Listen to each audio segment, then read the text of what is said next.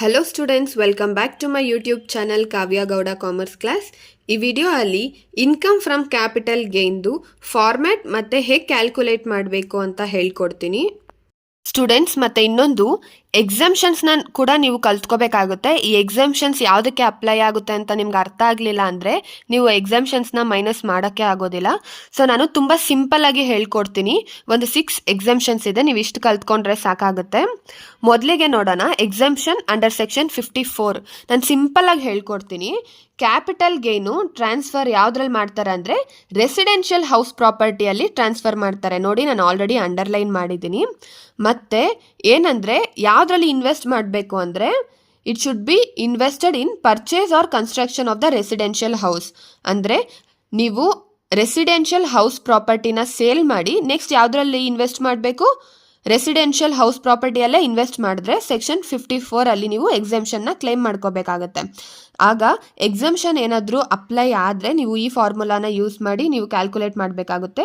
List of the following ಅಮೌಂಟ್ನ ತಗೋಬೇಕಾಗುತ್ತೆ. ಏನಂದರೆ amount invested in new residential property plus amount deposited in capital gain account or capital gains. ಇವೆರಡರಲ್ಲಿ ಯಾವುದು ಕಮ್ಮಿ amount ಇರುತ್ತೋ ಅದನ್ನು ನಾವು ಮೈನಸ್ ಮಾಡಿ ತೋರಿಸ್ಬೇಕಾಗತ್ತೆ.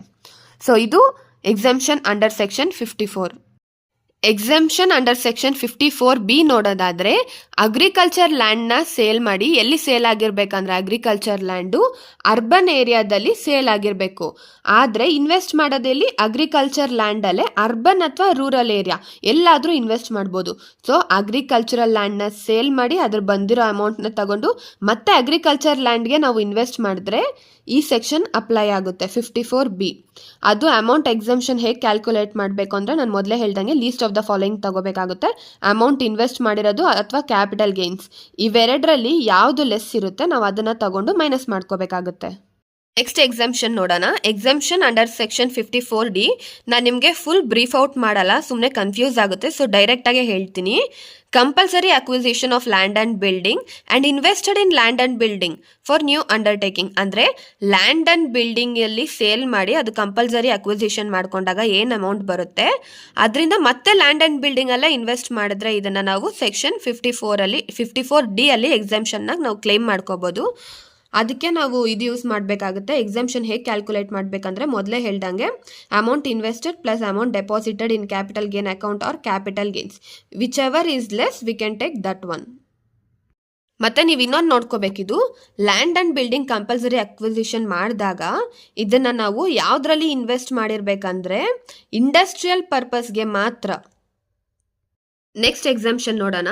ಎಕ್ಸಾಮ್ಷನ್ ಅಂಡರ್ ಸೆಕ್ಷನ್ 54EC ಇದರಲ್ಲಿ ಏನು ಹೇಳುತ್ತಂದರೆ ನಾವು ಲಾಂಗ್ ಟರ್ಮ್ ಕ್ಯಾಪಿಟಲ್ ಅಸೆಟ್ಸ್ನ ಟ್ರಾನ್ಸ್ಫರ್ ಮಾಡ್ಕೋಬೇಕಾಗತ್ತೆ.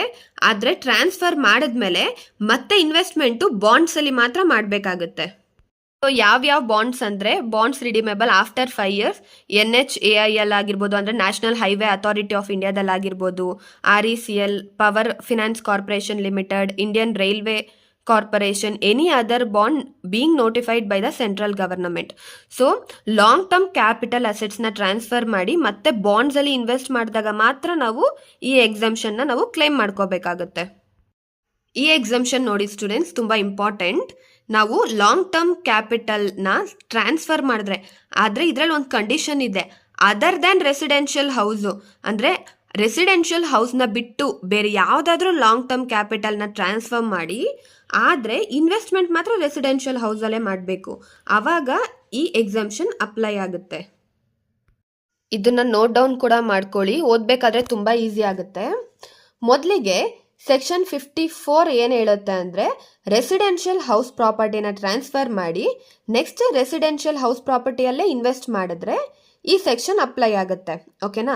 ನೆಕ್ಸ್ಟ್ ಸೆಕ್ಷನ್ 54B ಏನು ಹೇಳುತ್ತೆ ಅಂದರೆ ಅಗ್ರಿಕಲ್ಚರಲ್ ಲ್ಯಾಂಡ್ನ ಅಂದರೆ ಅರ್ಬನ್ ಏರಿಯಾದಲ್ಲಿರೋದನ್ನ ಟ್ರಾನ್ಸ್ಫರ್ ಮಾಡಿ ನೆಕ್ಸ್ಟ್ ಯಾವುದ್ರಲ್ಲಿ ಇನ್ವೆಸ್ಟ್ ಮಾಡ್ತೀರಾ, ಅಗ್ರಿಕಲ್ಚರಲ್ ಲ್ಯಾಂಡಲ್ಲೇ ಇನ್ವೆಸ್ಟ್ ಮಾಡಿದ್ರೆ ಸೆಕ್ಷನ್ 54B ಅಪ್ಲೈ ಆಗುತ್ತೆ. ನೆಕ್ಸ್ಟ್ ಸೆಕ್ಷನ್ 54D ಏನು ಹೇಳುತ್ತೆ ಅಂದರೆ ಸೇಲ್ ಅಥವಾ transfer of land and building ಮಾಡಿ ನೆಕ್ಸ್ಟ್ ಇನ್ವೆಸ್ಟ್ಮೆಂಟ್ ಕೂಡ ಲ್ಯಾಂಡ್ ಆ್ಯಂಡ್ ಬಿಲ್ಡಿಂಗಲ್ಲೇ ಮಾಡ್ತೀವಿ, ಆವಾಗ ಈ ಸೆಕ್ಷನ್ ಅಪ್ಲೈ ಆಗುತ್ತೆ. 54EC ಯಾವಾಗ ಅಪ್ಲೈ ಆಗುತ್ತೆ ಅಂದರೆ ನೋಡಿ, ಇಲ್ಲಿ ಲಾಂಗ್ ಟರ್ಮ್ ಕ್ಯಾಪಿಟಲ್ ಅಸೆಟ್ಸ್ನ ಟ್ರಾನ್ಸ್ಫರ್ ಮಾಡಿದಾಗ ಬಾಂಡ್ಸ್ ಎಲ್ಲ ಇನ್ವೆಸ್ಟ್ ಮಾಡಬೇಕಾಗತ್ತೆ. ಆವಾಗ ಈ ಸೆಕ್ಷನ್ ಅಪ್ಲೈ ಆಗುತ್ತೆ. 54F ಇದಂತೂ ತುಂಬ ಇಂಪಾರ್ಟೆಂಟ್ ಆಗಿರುತ್ತೆ. ಲಾಂಗ್ ಟರ್ಮ್ ಕ್ಯಾಪಿಟಲ್ ಅಸೆಟ್ಸ್ನ ಸೇಲ್ ಮಾಡಿ, ಅಂದರೆ ರೆಸಿಡೆನ್ಷಿಯಲ್ ಹೌಸ್ ಪ್ರಾಪರ್ಟಿನ ಬಿಟ್ಟು ಬೇರೆ ಯಾವುದೇ ಲಾಂಗ್ ಟರ್ಮ್ ಅಸೆಟ್ಸ್ನ ಟ್ರಾನ್ಸ್ಫರ್ ಮಾಡಬೇಕು. ಆದರೆ ಇನ್ವೆಸ್ಟ್ಮೆಂಟ್ ಮಾತ್ರ ರೆಸಿಡೆನ್ಷಿಯಲ್ ಹೌಸ್ ಪ್ರಾಪರ್ಟಿಯಲ್ಲೇ ಮಾಡಬೇಕಾಗುತ್ತೆ. ಆವಾಗ ಈ ಸೆಕ್ಷನ್ ಅಪ್ಲೈ ಆಗುತ್ತೆ. ಇನ್ನು ಲಾಸ್ಟ್ 54G ಏನು ಹೇಳುತ್ತೆ ಅಂದರೆ long term assets, land and building, plant and machinery ಇವೆಲ್ಲ ಕೂಡ ಇಂಡಸ್ಟ್ರಿಯಲ್ ಪರ್ಪಸ್ ಅಲ್ವಾ, ಇದನ್ನು ಟ್ರಾನ್ಸ್ಫರ್ ಮಾಡಿ ನೆಕ್ಸ್ಟ್ ಇದೇ ಪರ್ಪಸ್ಗೆ ಅದನ್ನೇನು ಮಾಡಬೇಕಾಗುತ್ತೆ, ಯೂಸ್ ಮಾಡಬೇಕಾಗತ್ತೆ. ಆವಾಗ ಈ ಸೆಕ್ಷನ್ ಅಪ್ಲೈ ಆಗುತ್ತೆ. ಸೊ ಇದನ್ನು ಕ್ವಿಕ್ ಆಗಿ ನೀವು ನೋಡ್ಕೊಳ್ಳಿ ಮತ್ತು ನೋಟ್ ಡೌನ್ ಮಾಡ್ಕೊಳ್ಳಿ, ಈಸಿಯಾಗಿ ಅರ್ಥ ಆಗುತ್ತೆ. ಇಷ್ಟು ಸೆಕ್ಷನಲ್ಲಿ ಒಂದು ಸೆಕ್ಷನ್ ಯಾವುದಾದ್ರೂ ನಿಮಗೆ 4 ಮಾರ್ಕ್ಸ್ಗೆ ಎಕ್ಸಾಮಲ್ಲಿ ಕೇಳ್ತಾರೆ. ಸ್ಟೂಡೆಂಟ್ಸ್, ಐ ಹೋಪ್ ಈ ವಿಡಿಯೋ ನಿಮಗೆ ಅರ್ಥ ಆಗಿದೆ ಅಂತ. ನೀವೇನಾದರೂ ಈ ಇಂಟ್ರೊಡಕ್ಷನ್ನ ನೋಡಿಲ್ಲ ಅಂದರೆ ನೆಕ್ಸ್ಟ್ 4 ಮಾರ್ಕ್ಸ್ ಅಥವಾ 12 ಮಾರ್ಕ್ಸ್ ಸಾಲ್ವ್ ಮಾಡಬೇಕಾದ್ರೆ ನಿಮಗೆ ಆನ್ಸರ್ ಮಾಡೋದು ತುಂಬ ಕಷ್ಟ ಆಗುತ್ತೆ. ಪಾಯಿಂಟ್ಸ್ ಮತ್ತು ಸೆಕ್ಷನ್ಸ್, ಈ ಡಿಡಕ್ಷನ್ಸ್ ಎಲ್ಲ ಹೇಗೆ ಬಂತು ಅಂತ ತುಂಬ ಕನ್ಫ್ಯೂಸ್ ಆಗುತ್ತೆ. ಈ ವಿಡಿಯೋನ ನೀವು ಕಂಪ್ಲೀಟಾಗಿ ನೋಡಿದರೆ ನೀವು 12 ಮಾರ್ಕ್ಸ್ನ ಮತ್ತು 4 ಮಾರ್ಕ್ಸ್ನ ತುಂಬ ಈಸಿಯಾಗಿ ಸಾಲ್ವ್ ಮಾಡ್ಬೋದು. ಇನ್ನು ಅಪ್ಕಮಿಂಗ್ ವಿಡಿಯೋಸಲ್ಲಿ ನಾನು 4 ಮಾರ್ಕ್ಸ್ ಮತ್ತು 12 ಮಾರ್ಕ್ಸ್ ಕೂಡ ಸಾಲ್ವ್ ಮಾಡ್ತೀನಿ. ಈ ವಿಡಿಯೋ ಏನಾದರೂ ಇಷ್ಟ ಆಗಿದ್ರೆ ನಿಮಗೆ ಲೈಕ್ ಮಾಡಿ, ಶೇರ್ ಮಾಡಿ ಮತ್ತು ಸಬ್ಸ್ಕ್ರೈಬ್ ಮಾಡಿ. Thank you.